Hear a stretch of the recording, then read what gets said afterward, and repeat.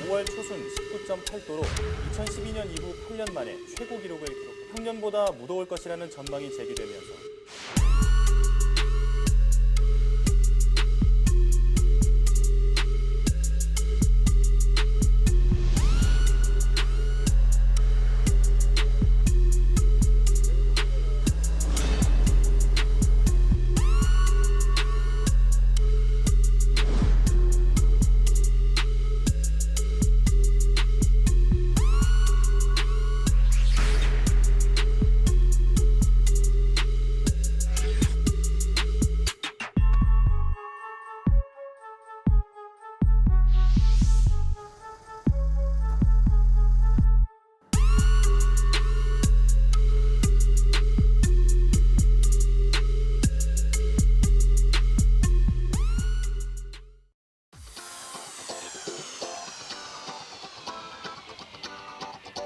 시민을 위한 편의 방송 TV 민생연구소입니다.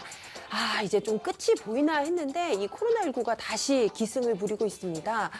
날씨가 더워서인가요? 저도 이 마스크 쓰니까 굉장히 좀 힘들더라고요. 하지만 그 어느 때보다도 이 마스크 착용 중요하다는 사실 잊지 말아야겠습니다. 예, 모든 국민들께서 그러겠지만 이번 주 안에 정말 코로나19 결정적으로 잡혔으면 좋겠습니다. 왜냐하면 이제 날까지 더워지는데 또 마스크 쓰시기도 얼마나 힘드시고 또 경제에 끼치는 타격도 너무 커집니다. 사경약자들도 더 힘들어지고 있거든요. 그래서 오늘 특히 코로나19 또 이렇게 무더위 이런 경우에 생각나는 아주 안타까운 분들이 있습니다. 바로 주거 취약계층들인데요. 영화 기생충에서도 여러분 반지하의 고충 보셨죠? 얼마나 살기 어렵겠습니까? 반지하, 옥탑방, 고시원 그래서 지옥고란 말까지 있는데요. 이분들의 이중고, 삼중고 이야기를 오늘 자세히 한번 짚어보겠습니다. 네, 이야기를 위해서 두 분 모셨습니다. 먼저 이동현 홈리스행동활동가님 그리고 시혜진 가천길병원 감염내과 교수님 모셨습니다. 안녕하세요. 안녕하세요. 예, 교수님 저번에 한번 와주시고 또 와주시고 고맙고 안녕하세요. 우리 이동현 활동가님 항상 우리 주거권 문제에 늘 오시기도 하고 전화 연결도 해주시고 고맙습니다. 고맙습니다. 그래도 뭐 서울시가 좀 노력 좀 한다 그래서 주거안전 취약계층 지원 조례 네. 뭐 이런 좀 우리 국민들 입장에서는 생소하지만 지방정부 할 수 있는 일을 했다고 평가도 받았는데요. 지금 주거 취약계층이 얼마나 될까요? 굉장히 많다 이런 보도들은 있었는데요. 네. 주거 취약계층이란 말도 쓰고 주거 빈곤층 이런 말 많이 네. 쓰는데 주거 취약계층은 국토부 훈령으로 주거 취약계층 주거 지원에 관한 훈령이 있습니다. 네. 거기에 나와 있는 말인데 주거 취약계층은 어떤 사람이다라고 개념 정의는 되어 있지 않고 어떤 사람을 지원한다 이런 내용이 있는데요. 그래서 이제 노숙인 시설이나 쪽방, 고시원, 여관 여인수 이런 데에 사는 분들 이런 곳에 3개월 이상 거주한 분들을 주거 취약계층이라고 하고 규모는 직접 카운트를 해보진 않았습니다. 그렇지만 2018년에 국토부하고 한국도시연구소 등이 주택위에 거쳐 주거 실태조사라는 걸 했는데요.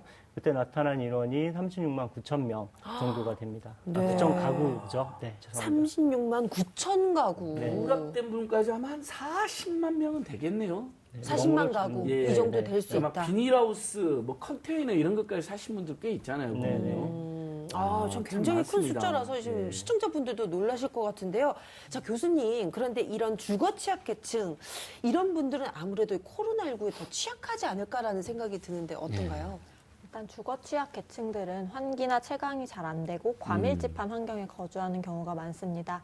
좁은 공간에 여러 개의 방이 있던지 아니면 노숙인 시설 같은 경우에는 한 방에 여러 명이 함께 거주하는 형태가 많기 때문에 그렇게 밀집 환경에 있으면 조금 더 전염성 질환에 노출이 더 많이 될 수 있겠습니다. 또한 창문이 없고 화장실이라든지 목욕시설 같이 위생을 할 수 있는 공간들을 공동으로 사용하거나 부족한 경우들이 많기 때문에 이런 것 또한 문제가 될 수 있겠습니다. 낮에도 좀 어두컴컴하게 채광이 잘 안 된다든지 바람이 안 통하면 곰팡이라든지 각종 세균들이 더 잘 증식할 수도 있겠고요. 그다음에 식사나 이런 것들도 공동 생활 시설을 사용하는 경우가 많기 때문에 또 전염성 질환에 취약할 수 있겠습니다. 그리고 계시는 분들 자체가 고령 환자이고 그다음에 식사가 불량하거나 위생 상태가 불량한 면역력이 다소 저하되어 있는 분들이 많기 때문에 위험군에 속할 수 있겠고 질환에 걸리게 되더라도 병원으로 빨리 방문하기 어려운 집단이라는 점도 문제가 될 수 있겠습니다. 또한 유행을 조절하는 면에 있어서는 일단 한 환자가 발생했을 때 접촉자를 저희가 이제 코로나 같은 네. 경우에는 굉장히 잘 추적을 하게 돼 있는데 앞서서 말씀하셨다시피 정확한 통계가 없고 정확하게 사람이 누군가 이렇게 인적 사항을 다 조사해서 지내는 경우가 아니고 여기저기 이동하면서 사시는 분들도 있을 수 있기 때문에 이렇게 누군지 모르는 노출자들이 있을 수 있고 그를 통해서 계속 전파가 가능하다는 점 또한 문제가 될 수 있겠습니다. 네. 예, 아유, 그 쿠팡 물류센터나 콜센터도 보면 막 밀집된 데서 환기도 안 되고 막 이런 데가 문제가 되니까 네. 그게 비춰봐도 걱정이 많이 됩니다. 아, 진짜 여러모로 예. 봤을 때 코로나19에 굉장히 취약할 수밖에 없는 환경인 것 같은데,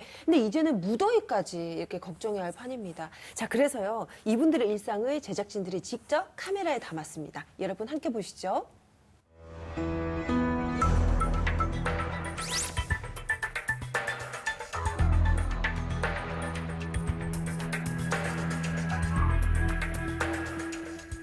여기는 한 사람만 걸리면은 그냥 우수수 한단 말이에요, 여기는. 한다고도 감당이 안 되고 또 능력도 없고 뭐를 해먹고 사냐 이거예요. 못 살아요 그때.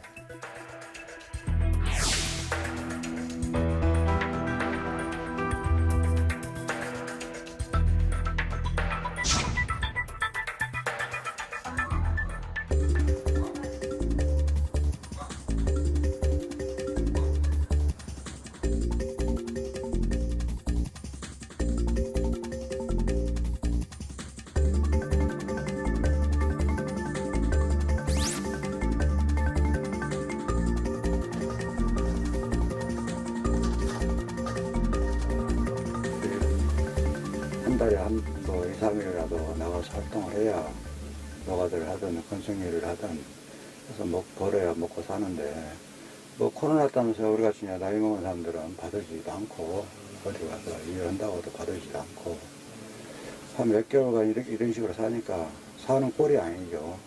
살아가는 게.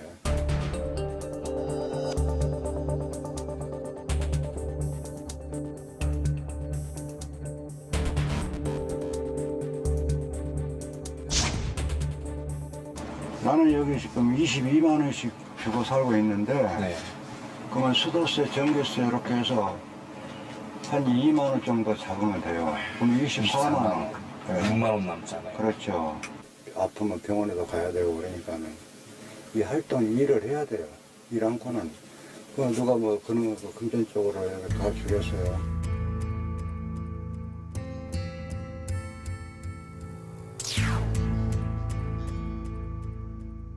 어제 오늘 뭐 드셨어요? 어제 사발면 하나 먹고 사발면 하나 네. 드셨어요? 오늘은 오늘 아직 안 먹었어요. 왜 안 드셨어요? 한 건이 먹으면 잘 먹고 두세 건이 찾아 먹기 힘들어요. 배식이 많아야 되는데 구청에서 못하게 한다는 그런 핑계로 안 해.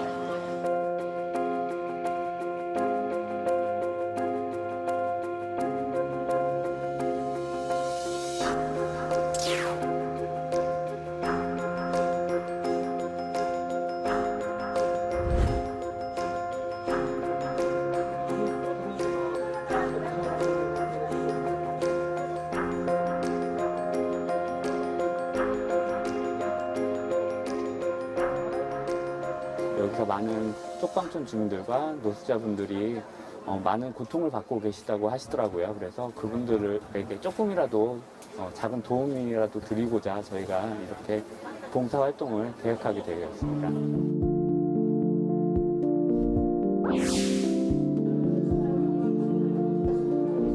여기 오셔서 끼니 해결하시는 네, 거예요? 네. 여기 아니면 끼니를 어떻게 해결하세요? 물대도 가서 밥 못 먹고 와요. 바로 갔다 와요. 바로. 밥을 못 먹고 네, 오신다고? 바로 와요. 갈 데가 없어요, 제가. 여기 아니면 옛날 같으면 다 굶어 죽는다고. 진짜요? 이명까지 살지도 못하고 이 나이까지. 나는 반 먹고 반은 여기 싸놨어 지금. 집에 가서 드시려고? 집에 가서 일단 저녁 때 비워서 먹고 그리고 또 아침에 여기 나와요. 이 시간에.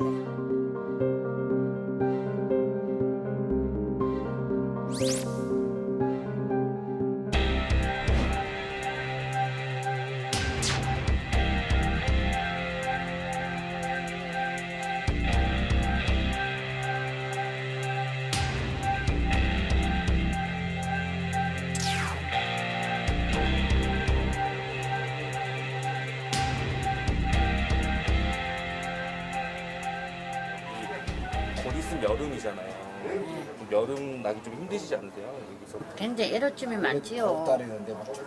선풍기는 있으세요? 선풍기도 없은 데가 말아요, 가네. 아 진짜요?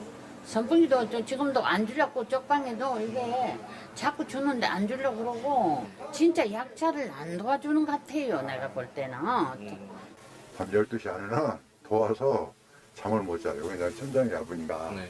추우면 옷 하나 더 입고 이불 하나 더 덮고 그러면 되는데 여름에는 뭐 이 건물 자체가 스레트 건물이잖아요. 그러니까 열기가 엄청나요, 방 안에. 그래서 견디다 못해서 에어컨을 놓은 거예요.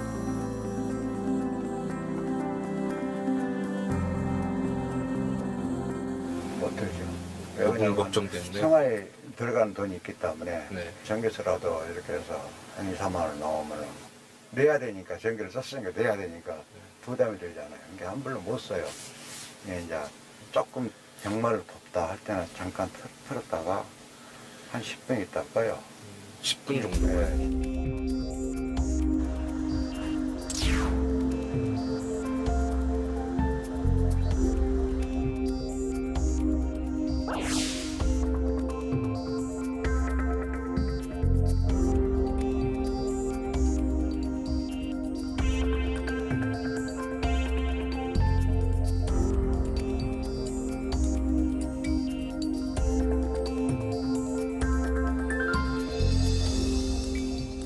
글쎄, 뭐 여기서 뭘 바라겠어요.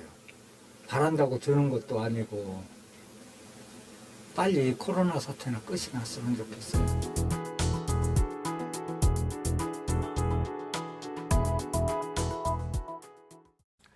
예, 정말 열악합니다. 영화 기생충의 리얼리즘에 환호하면서 실제 영화보다 더 열악한 현실에는 주거 빈곤층을 우리 사회가 외면한다면 이건 정말 큰 문제라고 생각합니다. 시 교수님, 지금 우리 화면 봤는데 저는 이제 걱정이 일단 주거 빈곤층 분들의 복지, 뭐 주거권 대책은 따로 논의한다 하더라도요. 우리 날 도와주면 코로나19 뭐 잡힌다 이런 뭐 그런 분석이나 가짜뉴스 뭐 아무튼 그런 이야기가 많이 있었잖아요. 근데 꼭 그렇지만도 않은 것 같은데 어떻습니까? 요즘 전문가들 보시기에. 일단 전파력이 강하고 특히나 초기 경증 증상기나 무증상기에 전파가 가능하기 때문에 전파력이 그때 더 높은 것으로 알려져 있기 때문에 당분간은 유행이 지속될 것으로 생각이 됩니다. 일반적으로 코로나 바이러스라는 바이러스 자체가 계절성을 띠는 바이러스여서 겨울철에 유행했다가 여름이 되면 좀 사그라든다는 예측들이 있었는데요. 신종 코로나 바이러스 같은 경우에는 저희가 처음 겪는 바이러스이기 때문에 조금 더 추이를 지켜봐야 될 것 같습니다. 날씨가 더워지면 안 생긴다는 건 이미 남반구로 바이러스가 퍼진 상태이기 때문에 앞으로 추세를 더 보는 것이 필요하겠습니다. 네. 저는 아까 영상을 보니까 이 쪽방촌에 계신 분이 정부 지원금 30만 원을 받는데 그러면 반값이 22만 원 나가면 나머지 8만 원으로 또 관리비 내고 뭐 이렇게 하다 보면 이분이 거의 어떻게 생활하시나 정말 의문이 들 정도로 힘든 삶을 지금 꾸리고 계신데 그만큼 이분들은 날씨가 더워도 뭐 선풍기 하나 제대로 틀 수 없는 환경인 거잖아요, 활동가님. 이 쪽방촌에 계신 분들 벌써부터 걱정인데 어떤가요? 일단 폭염이라는 거는 매해 오죠. 매해 오는데 쪽방 주민에 대한 폭염 대책은 무더위 쉼터를 만들어서 들어가게 하는 이런 방식입니다. 이제 일시적이나마 뭐 한 달이든 이렇게 일시적이지만 주거지를 떠나게 하는 대책인데 이런 대책은 사실 재난 때 써야 되는 것이거든요. 지진이 났을 때 학교 강당으로 대피해서 몇 밤을 자고 이런 건 가능하지만 예측되고 정규적으로 오는 이런 재난에 계속해서 이런 무더위 쉼터와 같은 대책을 쓴다는 건 적절치 않다라고 생각하죠. 그래서 현재 비적정 주거를 개선하는 방식이 한편으로는 필요하고 또 한편으로는 비적정 주거에 사는 분들을 적정 주거로 이전하도록 임대주택 정책이 그렇겠죠. 이 두 정책을 잘 써야 됩니다. 특히나 지금 같은 이제 팬데믹 시기에 집합 생활을 권장하는 무더위 쉼터는 적절치 않다고 생각합니다. 그러니까요. 아주 공격적이고 획기적인 임대주택 요즘은 뭐 큰 평 소원하지도 않잖아요. 그렇죠? 막 5평, 10평짜리 대규모로 더 늘렸으면 좋겠는데 일단 그 부분은 제가 계속 또 촉진하면서요. 시 교수님 이제 서울시 여름철 종합대책도 방금 우리 이동현 활동에서 말씀하신 것처럼 무더위 쉼터로 이제 가는데 만약에 많이 들어가면 밀접 접촉 될까봐 인원수를 줄인다. 인원을 줄여서 이런 계획이 나와 있다는데 근데 행안부에서도 약간 그게 불안하니까 지금 약간 이렇게 제동을 걸었다고 해야 되나? 아직 확정이 안 되고 있는 이런 상태인데요. 네. 어떻습니까? 많이 무더위 쉼터로 가시면 걱정이 좀 될 것 같은데요.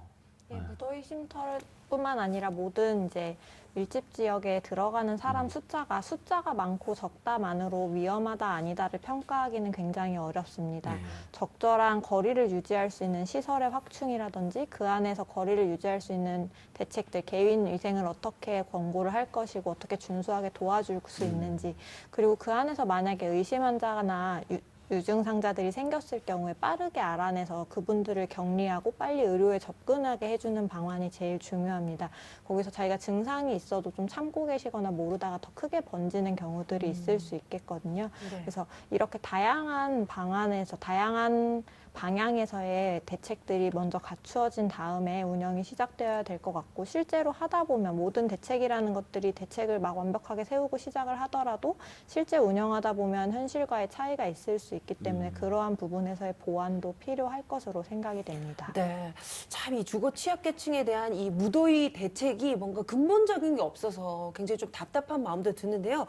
활동가님, 이런 이 주거 취약 문제 우리나라만의 문제는 아니죠. 다른 나라 상황은 어때요? 네. 그러니까 주거가 상품으로 공급되는 이상 거기에서 이탈되거나 굉장히 적절치 않은 상품을 구매하는 사람은 전 세계 어디나 있습니다.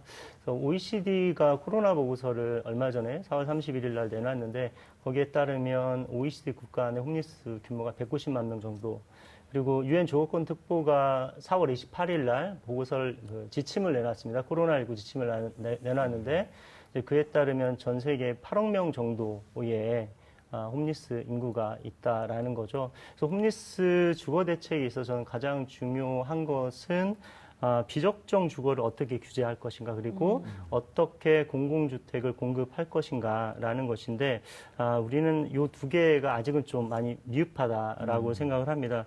이 비적정 주거에 대한 규제 부분은 이제 영국 같은 경우는 다중주거시설 HMO라고 하는데 15년도 3월에 그 굉장히 규제가 강화돼서 허가를 받지 않고 운영을 할 경우에 무제한의 벌금을 매기도록 이렇게 바뀌었습니다. 그리고 미국 같은 경우도 우리나라의 주거급여에 해당하는 주택 바우처를 받을 때 거기에 기준에, 주택 품질 기준에 맞지 않으면 바우처를 받지 못하도록 하는 이런 규정들이 있는데, 우리는 그런 것들이 강행 규정들이 없다라는 거죠. 그 다음으로 이제 임대주택을 정말 공격적으로 공급하는 것들이 필요합니다. EU에서도 유일하게 거리 홈리스가 전체 거리 홈리스든 시설 홈리스든 홈리스 숫자가 줄는 건 유일하게 핀란드밖에 없습니다. 네.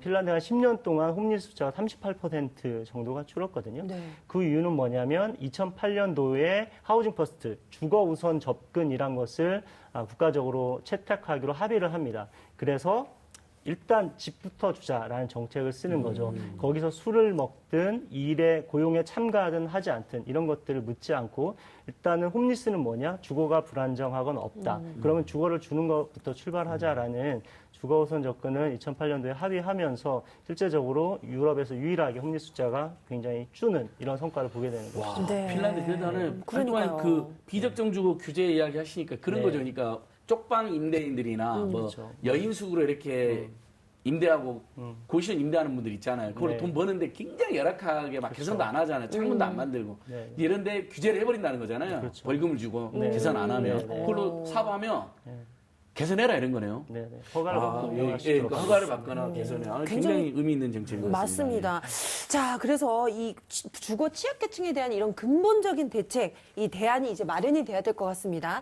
활동가님, 어떤 대책이 필요할까요? 네, 주거 얘기해 주시죠. 취약계층에 대한 대책은 뭐 방금 말씀드렸던 임대주택 공급이라든지 이런 것들이 이제 가장 필요하다고 보여져요. 그리고 이제 혹서기 대책 좀 전에 얘기했는데 그 에너지공단에서 그 창호 일체형 에어컨이라는 것을 공급하는 사업을 합니다. 하는데 사실 쪽방 아까도 이제 VCR에서 에어컨을 단 쪽방 주민을 촬영을 네. 했잖아요. 네, 정말 운 좋게 만나셨으니 어떻게 만나는지 잘 모르겠는데 네, 맞아요. 보기 힘들어요. 네. 그런데 이거를 이제 신청을 할 수 있게 하더라도 이제 건물주들이 반대하는 경우들이 있어요. 네. 워낙 이제 구조가 열악하기 때문에 이런 거 설치하면 안 된다라고 반대하는 경우도 있고, 또 이제 공공임대주택에는 또 설치를 못하도록 되어 있습니다. 이런 한계가 있는 것 같은데 뭐 이런 부분을 좀 개선해야 될 것 같습니다.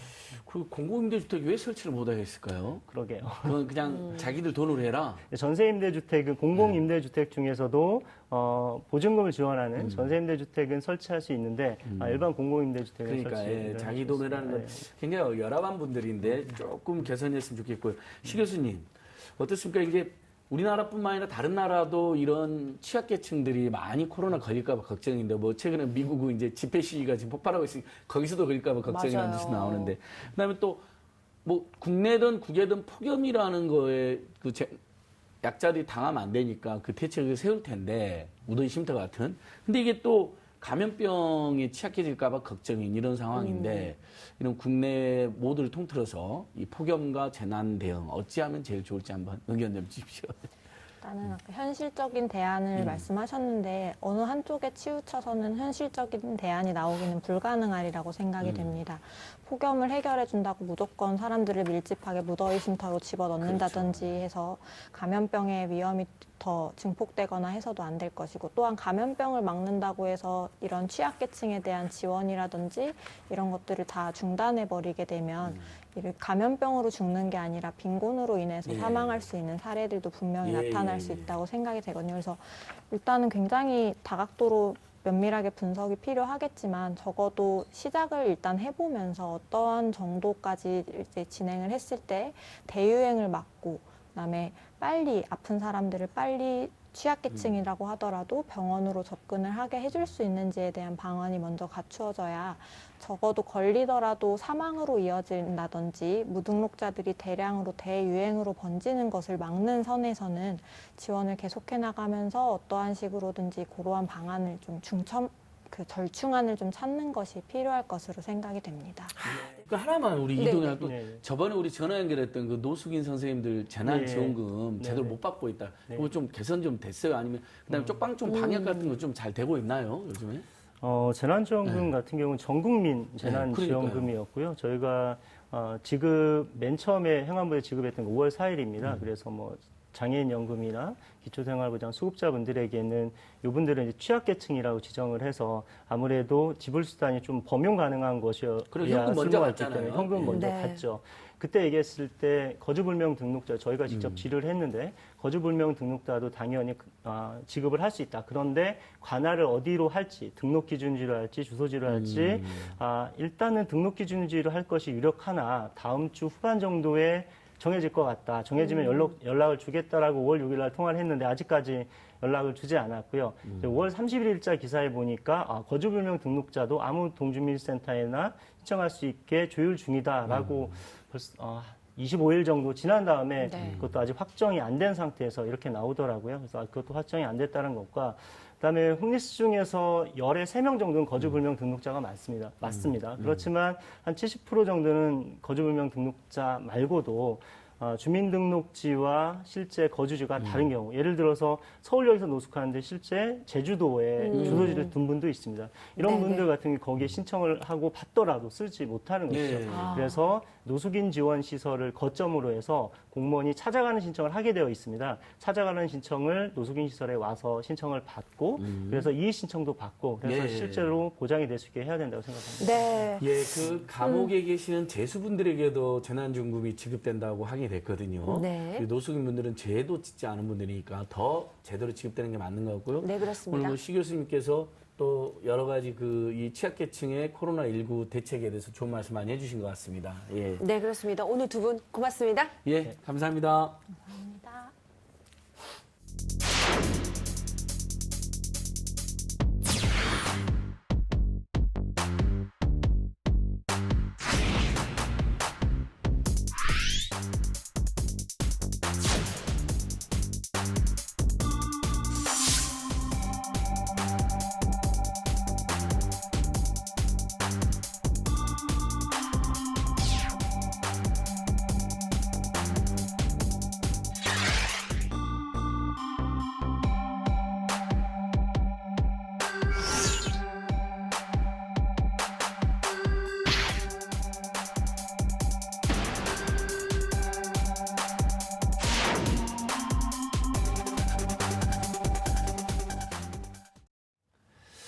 예, 뭐 우리 방금 시 교수님 그다음에 이동현 활동가님 말씀 들어보니까 특히 정말 주거 취약계층에 대해서는 네. 거기가 지금 저희가 계속 문제가 되는 게 다 잡았다고 생각했는데 어디에서 또 그 큰 발언이 돼서 문제가 됐잖아요. 맞아요. 여기가 또 마지막으로 그래 되면 안 될 것 같아요. 특별한 대책 다시 한번 촉구하고 호소드리고요.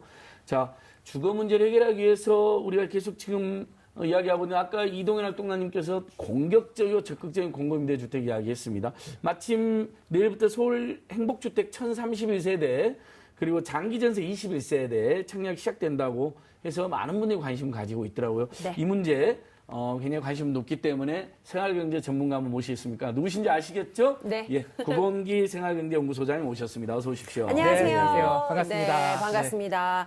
자, 소장님 질문이 있어요. 네. 저는 이 용어가 너무 헷갈려. 다 비슷비슷한 것 같은데. 저도 헷갈려요. 맞아요. 행복주택, 공공임대주택, 뭐 장기 전세주택. 이게 다 뭐 비슷한 것 같은데 뭐 무슨 차이점이 있어요? 청년주택이요. 네. 너무 헷갈려요. 이거 진짜로 헷갈릴 수밖에 네. 없어요. 맞아요. 임대주택 관련해서 민원 1위가 너무 헷갈린다. 당연한 거고요. 우리는 다 알고 있어요. 그 서민들이 저렴하게 주거 안정성을 위해서 공급되는 주택이 임대주택이다. 통치 임대주택이다. 이렇게 알고 있는데 임대주택 종류가 너무 다양해요. 너무 다양해서 제가 만약 여기서 그것들을 다 말씀드리면은 끝도 없어요. 그리고 끝도 없는 시간을 주신다고 하면은 우리 방송이 어떻게 바뀌냐면요. 노량진 인터넷 강의가 돼요. 그럴 수 있겠네요. 네, 그래서 제가 네. 개념은 확실하게 앞에 개요 정도 정리해드리는 시간 가지려고 하고요. 제가 표를 하나 준비했는데 그림 제가 가져온 거 혹시 띄워놓고 말씀드릴 수 있나요? 네네. 네, 제가 그려온 거예요. 네네. 통칭해서 임대주택이라고 하는데 임대주택은 크게 두 개로 나뉘어요. 공급 주체에 따라서 공공이 공급하면 공공임대주택, 민간이 공급하면 민간임대주택. 이건 다시 또 두 개씩 나눠요. 공공임대주택은 공공이 건설해서 공급을 하면 공공건설임대주택, 네. 기존의 주택을 매입해서 공급을 하면 공공 매입 임대주택인데 네. 민간도 똑같이 나눠요. 근데 우리가 일상에서 임대주택이에요, 임대주택 들어가고 싶어요라고 말할 때 가장 많이 말하는 게 공공건설 임대주택이에요. 네, 이렇게 정리하시면 편하실 것 같아요. 공공건설 임대주택에 이제 이른바 시프트도 있고 연금임대주택도 맞습니다. 있고 막 이런 거죠. 네, 맞습니다. 그렇습니다. 예, 그럼 이제 기간이 또 다른 것 같던데. 네. 자, 이렇게 공공임대주택에 거주하는 분들, 제가 생각했을 때는, 저렴하게 거주하니까 참 좋을 것 같다라고 생각했는데, 또 여기 거주하시면서 또, 안타까운 부분이 또 몇 가지 발견되고 있다고 하는데요. 그래서 직접 현장에 가서 공공임대주택에 대한 인식, 그리고 거주하는 주민들의 불편함이 무엇인지 알아봤습니다. 화면을 함께 만나보시죠.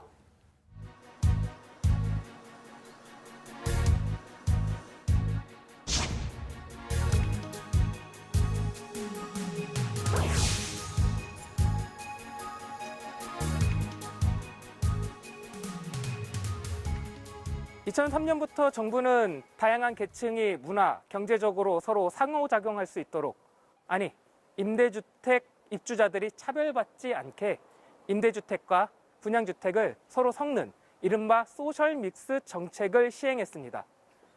그렇다면 과연 지금 임대주택 입주자들은 차별받지 않고 있는 걸까요? 그렇지 않다고 합니다. 어찌된 일인지 제가 직접 찾아가서 이야기 나눠보도록 하겠습니다. 안녕하세요. 네, TBS 나왔습니다. 네, 여기요. 네, 반갑습니다. 구청에서 철거했. 그게 법률 규정 사항인지 아닌지를. 공사하다 말았어요. 저 창을 달아야 되잖아요, 원래 저거. 네. 그래서 원래는 네. 복도셔지가 당연히 안전을 위해서 있어야 되거든요. 그런데 지금 이런 동이 10개 동이 있으면은 4개 동이 저런 없어요? 상태로, 예. 그래서 이거는 지금 뭐 해달라고 계속 요청을 하고는 있어요. 한마디로 듣다 마른 거죠.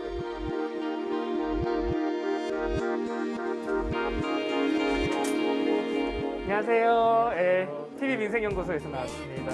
네, 감사합니다.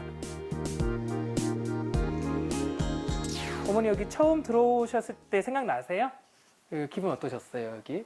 누가 보면 로또 됐다고 그랬었지. 사부제 살다가 이거 10만 원씩 청약적도 넣어가지고 온 거예요. 당첨돼갖고. 그래서 이제 올 때는 너무 부풀어 있었지. 가슴이 여기 와서 10년을 살면은 내 집이 되겠다고 왔는데 와서 살다 보니까 너무 하자도 많고 안 살아본 사람 몰라. 여기가 물 떨어져요 그러면. 위를 그냥 뜯어 놓으셨네요. 그래서 아예 저기 플라스틱을 올려놔요. 여기다 저 위에다가. 그걸 갖다가 비 오면 이 안에다가 이렇게 들어간다고. 이 안에가 물이 찼었어. 이 가마 안으로. 그래갖고 퍼냈다니까요. 만약에 무슨 일 있으면 어떡하냐고. 언제부터 이렇게 새기 시작했어요? 아우, 이사 와가부터 얼마 안 돼갖고 그랬어요. 이쪽에 여기 봐봐. 여기가 비 오면 여기가 이렇게 물이 떨어져서 이거 지금. 아, 그러네. 저 물자국이 있네요, 지금. 네, 여기가 지금. 저기 이렇게. 물자국이 다 돼가지고.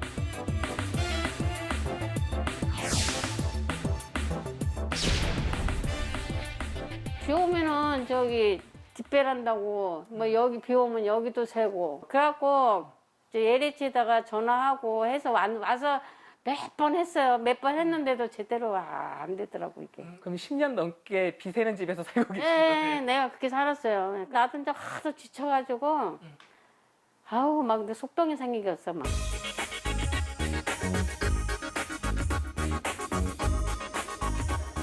이게 하자고서 신청한 지 6개월 된. 근데 6개월 동안 아직도 안 해줘 상황입니다. 이게 지금 어떻게 됐던 거예요? 천장이 왜 이래요? 이게 이제 스프링쿨러 부분인데 이 동간에 네. 그 두께가 너무 얇아요. 그래서 아, 이게 스프링클러 꼭지인데 네네. 관이 이렇게 관이 지나는 거죠? 네, 그렇죠. 실질적으로 이거에 대해서 소송도 많이 진행되고 있는데 여기 11단지 같은 경우는 504세대 중에서 212세대가 지금 커져 있어요. 절반이?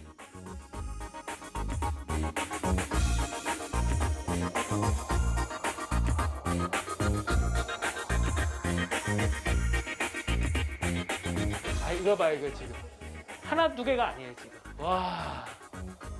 땜질, 이거 지금 물 쏟아질 자국도 그대로 남아요. 퇴근해서 와보니까 물이 칸칸한 거예요. 이렇게 완전히. 이게 왜 이렇게 바닥에 물이 이렇게 흥건하게 막 고여가지고서 있나 그러고서 한참을 하다가 막 이게 딱 쳐다보니까 이 위에서 이렇게 하고 있으니까 막 떨어지는 거예요. 물이. 그래서 관리사무실에 신고를 했더니 와서 이제 이거를 잠가 주시더라고요. 아, 그럼 관리사무소에서 올라오기 전까지는 잠그는 밸브도 모르시니까 전혀 모르죠. 계속 떨어지고 있고요? 네. 야. 그리고 물이 아주 제법 이런데 그냥 다 흥건하게 그냥 젖어 있었어요. 항상 이제 조마조마해서 이제 출근할 때는 전체적으로 뭐가 잘못되지 않나 그래서 이제 다 빼놓고 이렇게 하고서 저기 화재의 위험이 전혀 없이 전부 둘러보고 가는 습관이 생겼어요. 혹시라도 그런 큰 위험이 있으면 이제 뭐 스프링클러 없으면 진짜 큰일 나는 거잖아요.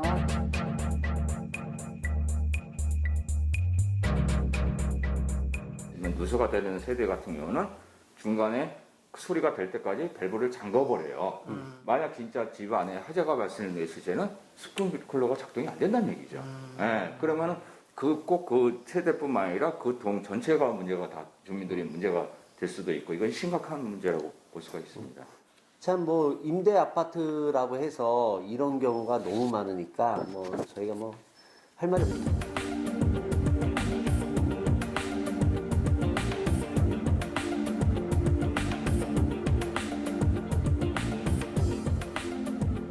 이 스프링클러는 대형 사고로 이어질 수 있는 아주 중요한 안전사고 문제고 아까 복도사시 같은 것도 아이들의 주민의 안전에 관한 거고 또 하나가 이제 CCTV. 네, 내부 이제 CCTV가 있는데 이 CCTV가요 바로 앞에 찍어도 번호판이 안 보여요. 각종의 어떤 범죄가 발생됐을 때 그 CCTV로 확인을 해야 되는데 확인이 안 돼요. 이러한 것들은 나중에 우리 주민들 안전에도 굉장히 중요한 문제이기 때문에 분양 전환하기 전에는 적어도 이것들은 전부 다 제대로 좀 보수를 해야 되는 그런 문제고 생활에서 가장 불편한 부분 바로 또 방수, 그러니까 누수 부분. 이 누수가 옥상, 어떤 벽면, 그리고 지하 주차장 이 부분에 대한 누수. 어떨 때는 지하 주차장에 누수가 너무 많이 돼가지고 지하 주차장으로 들어가는 공동 현관문을 못 들어가요. 아, 물이 물이 차가지고요? 네네. 이러한 문제들은 필수적으로 좀 해결을 해야 되는. 저기서 물이 많이 흘러내려오는데 복토한 흙이랑 같이 쓸려 내려오니까 집안이 걱정되죠.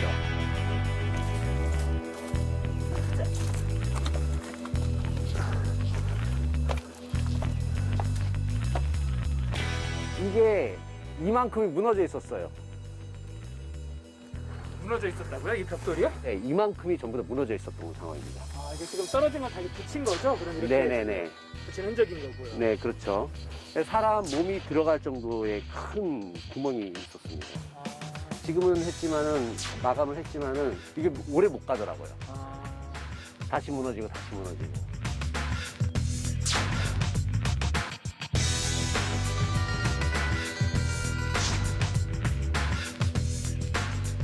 여기에 들어와서 보니까는 여기에는 저희 임대 아파트뿐만 아니라 민영 아파트, 고급 빌라, 단독주택 이렇게 혼합이 되어 있어서 빈부의 격차가 심한 층이 같은 한 학교에 다니다 보니까 요게 애들이 자체 내에서도 왕따를 시키고 임대 아파트에 살면은 학부모들끼리 단합을 해서 반장을 못하도록 하고 애들이 막 어떨 때는 막 울고 들어와요.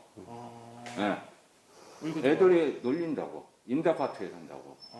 그 속으로 울면서도 꼭 10년 뒤에 내 집 지키겠다는 그 열망 한 가지 가지고 여기까지 버텨왔으니까.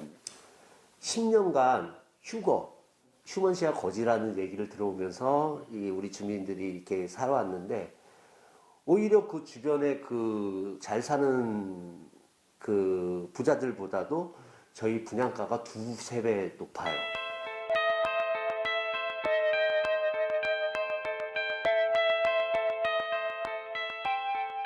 그렇게 해서 분양을 할 거면은 좀 이런 거라도 제대로 좀 그러니까요. 해놓고 분양을 해야 되는데 이런 거는 또 등한시하고 있으니까. 그리고 또 여기에 입주하고 계신 분의 20%가 장애인, 생활보호 대상자 등 취약계층이 20%나 돼요. 그 다음에 또 현재 살고 계신 분 중에 거의 대다수가 어르신들이 많아요. 지금 현재 그 전환 가격 가지고는 거의 입주민들 대부분이 쫓겨나야 될 수밖에 없는 상황이에요. 사실상. 진짜 평생에 내 집 마련 한번 해보겠다고 마지막 인생을 여기다 공신 건데 예, 그분들이 꿈이 지금 좌절되고 있어가지고 좀 너무 안타까워요.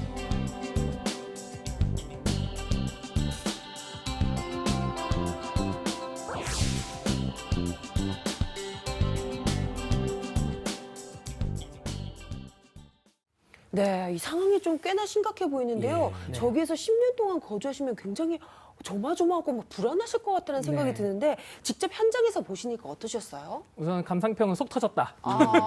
속 네. 터져서 왔고, 먼저 화가 나서 이런 생각 들었어요. 인간이 인간한테 이렇게 하면 안 되는 거 아닌가? 맞아요. 예. 저 인터뷰하셨던 주민분 중에 한 분이 저한테 이런 말씀을 하셨어요. 우리가 여러분들이랑 다른 거는 가난하다는 것밖에 없어요. 우리도 사람이에요. 라고 말을 했는데 우리 휴거라는 말 들어봤잖아요. 휴먼시아 더하기 거지에서 임대주택에 사는 사람들을 거지에 비유하는 말인데 그게 처음 나온 동네가 저 동네예요. 그래서 얘기를 들었는데 인간이 인간한테가 너무한다라는 생각 첫 번째 들었고요. 그다음에 두 번째가요. 수리를 안 해줘요. 저게 임대주택이다 보니까 LH가 정부가 지금 버티고 있는 조금 형국이에요. 조금 이따도 더 말씀드릴 수 있을 것 같은데 저희가 10년 임대 공공주택이라서 조금 있으면 분양 전환이 이루어지는 시기가 와요. 12월 8일에 분양 전환이 다 이루어질 건데 그때까지만 버티면 LH 측에서는 자기네들이 수리 안 해줘도 되니까 좀 버티는 형국으로 있는 것 같아요. 예. 근데 정말 휴거, 엘사 이게 보편화된 단어일까요? 저도 들어봤어요. 들어봤는데 진짜 말 쓸까요? 전혀요. 저는 그게 너무 속상한 아주 게 극소수가 삐뚤어져서 그런 거 아닙니까? 그럼요. 우리 사람이 사람한테 그렇게 보편적으로 할 수 없죠. 그 지금 건물주나 집주인들도 다른 나라 세입자 사실을 보는데 그런 이야기를 함부로 하지는 않으시겠죠. 네, 내가 너무 충격이 있어서 그래요. 제가 제일 속상한 건 애들이 그런 말을 쓰는데 애들이 어떻게 아파트 브랜드명만 보고 이게 임대주택이냐고 알겠냐고요. 부모님들이 알려줬으니까 아는 거겠죠. 맞아요. 저는 이게 제일 속상하더라고요. 예. 그리고 일단 근본적으로 아니 공공임대주택은 늘 부족한데 왜 분양을 해주니까 분양을 전환합니까? 근데 그것도 문제인데 결국 분양 전환하려고 하다 보니까 옛날보다 주변 시세가 엄청 올라가니까 지금 분양가 폭탄을 제시하니까 지금 거기 살고 있는 사람들은 서민들인데 이거 도저히 감당 안 된다 해서 지금 분쟁 생겼죠. 그래서 분양가 즉 분할 전환, 가격 통지 처분 취소 청구 소송 이 소송도 지금 발생하고 있는데 이게 10년 공공임대주택에서는 처음이라고 들었는데 약간 설명 좀 해주시죠. 10년 임대 공공주택이 저기가 처음으로 본격적으로 공급된 곳 중에 처음으로 공급된 네. 곳이에요. 그러니까 10년 동안 우선은 저렴하게 살다가 10년 동안 돈 열심히 모아서 이 집을 사세요. 그래서 분양 옵션을 넣은 거예요. 2009년에 처음으로 제대로 공급이 되기 시작했고 이제 2019년 돌해서 이제 2020년 됐으니까 올해 12월 8일까지 결정을 하셔야 돼요. 근데 우리 다 알아요. 10년 동안 월급을 모으는 속도보다 집값이 더 빨리 올랐단 말이에요. 그래서 지금 이제 난리가 난 거예요. 지금 그 기준이 넘기는 분양 기준이 가격 기준이 분양 당시 그러니까 지금 당시에 감정평가 기준이다 보니까 10년 동안 너무 올라서 이거는 불공정하다라고 하면서 지금 소송을 준비 중인 상태시고요. 지금 저기가 첫 번째 단지이기 때문에 앞으로 이 시한폭탄이 줄줄이 터질 거예요. 자, 그럼 구소장님 이거 시청자들도 궁금하실 것 같은데. 네. 자, 원래 전환해주기로 했기 때문에 네. 적정가로 전환해줘야 된다는 의견도 있을 수 있을 것 같아요. 네. 근데 무슨 소리냐? 주변 시세가 엄청 올라가지고 저렴하게 만약에 분양을 받으면 그 사람들은 앉아서 떼돈을 벌 텐데라는 지적이 있을 것 같아요. 어떤 게 옳은 해법입니까? 저는 저기 가서 깜짝 놀란 게 사실 이렇게는 못해요. 10년 전 가격으로 분양 전환해달라. 이거는 사실 동의하기 어렵죠. 근데 저분들도 그렇게 생각을 하세요. 그래서 타당한 안을 말씀하셨는데 저는 그거 되게 타당하다고 봐요. 어떤 거죠? 지금 민간 분양 택지에 대해서도 분양가 상한제가 지금 시행되고 있단 말이에요. 주변 시세에 100% 밑으로 공급을 해서 가령 80% 이하면은 10년 동안 전매하지 못하도록 페널티를 받으면서 저렴하게 받는 건데 우리도 그러면 민간 택지에서 분양되는 그 정도만 우리 도입해 주세요. 우리 제재해 주세요라고 말씀을 하고 계세요. 저는 그냥 분양가 상한제 정도로 그냥 받아가시면 좋을 것 같아요. 주변 시세의 한 80%에서 70% 정도. 그래 받고 10년 동안은 전매 못하고 못하게 세 차익 단기 시차 못 누리게. 네, 맞습니다. 좋습니다. 아무튼 그런 식으로 저분들이 집회나 데모를 많이 하는 거 제가 봤거든요. 어떻게 해결이 됐으면 좋겠고. 일단 아까 처음에 이야기한 제가 주거 취약계층 문제도 그렇고 지금 임대주택 문제도 그렇고 결국 국민들의 주거 복지, 주거권 문제인데요. 쾌적하고 저렴하고 쾌적하고 안전한 공공임대주택 획기적으로 늘릴 수는 없는 겁니까? 이건 대전제예요. 아니 뭐 이재명 지사, 박원순 시장, 문재인 대통령 다 공약했고 일부 노력은 한 것 같은데 가시적인 성과가 있는 겁니까? 근데 이게 큰 문제가 뭐냐면 우리 이게 직시해야 돼요. 공공임대주택을 확대해야 된다는 주장에 대해서 누구도 반대를 할 수가 없어요. 하지만 물리적으로 굉장히 힘든 것도 사실이에요. 특히 수도권 내의 택지가 굉장히 한정적으로 있고요. 그리고 그것들에 올리는 비용도 분명 존재하는 부분이고요. 그래서 저는 두 가지로 접근해야 된다고 보는 게요. 조금 시야를 넓혀서 첫 번째, 반드시 공공임대주택으로만 다 늘린다라는 생각에서 조금 벗어날 필요가 있어요. 그러니까 공공이 지원을 해주고 민간이 조금 참여해가지고 늘리는 공공지원 민간임대주택이라는 개념도 있거든요. 그런 부분에 대해서 조금 확대할 필요가 있다. 첫 번째.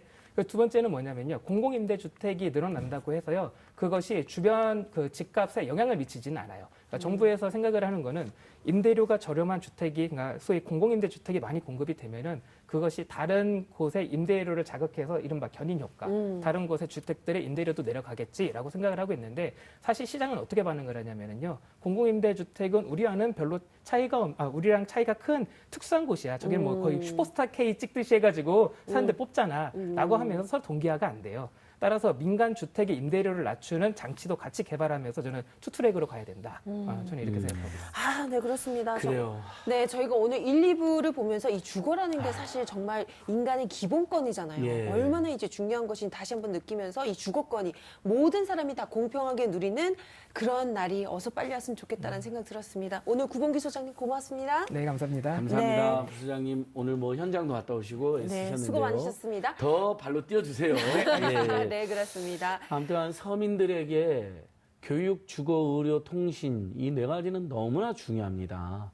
원하는 만큼 교육받고 집에서 자기 집은 아니더라도 임대주택에서 편안하게 잠은 걱정 없이 자기 해줘야 되는 거 아닙니까? 네, 그렇습니다. 굉장히 답답합니다. 근데 그게 또 위생에도 직결된다고 하니까 코로나19 대책에도 좋다고 하니까 더더욱이나 획기적인 대책을 촉구해 봅니다. 네. 저희는 오늘 이만 마치고요. 내일 오후 7시 20분에 다시 찾아뵙겠습니다. 여기는 TV 민생연구소입니다.